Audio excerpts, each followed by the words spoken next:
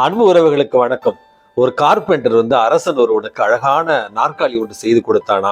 அந்த அரசன் அதுல அமர்ந்த நேரத்துல அந்த நாற்காலியில் இருந்த ஒரு சின்ன ஆணி அரசனை பதம் பார்த்து விட்டது.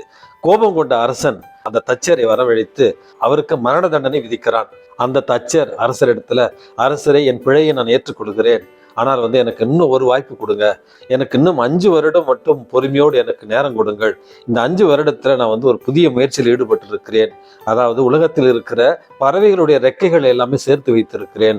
5 வருடத்துல உங்கள் குதிரைக்கு அந்த ரெக்கைகளை நான் பொருத்தி அந்த குதிரையை பறக்கும் குதிரையாக என்னால் மாற்ற முடியும். அதனுடைய ஆற்றல் என்னிடத்தில் இருக்கிறது. அதனால தயவு செய்து 5 வருடம் எனக்கு பொறுமையோடு நேரம் கொடுங்கள் என்று கேட்டானா. சரி 5 வருடத்துல பறக்கும் குதிரை எனக்கு நீ தயார் பண்ணி கொடு அப்படி என்று அந்த தச்சரை விடுவித்தானா.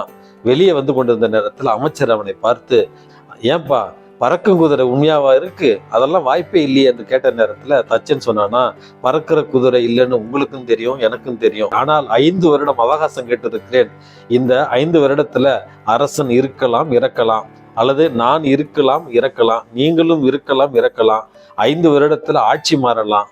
5 வருடத்துல பறக்கும் குதிரையை கூட தயார் செய்வதற்கான வாய்ப்புகள் இருக்கிறது. ஆகவே நேரமும் காலமும் பொறுமையும் ஒரு மனிதனுடைய வாழ்க்கையில மிக முக்கியமானது. பொறுமையோடு காத்திருங்கள் என்று சொன்னானா.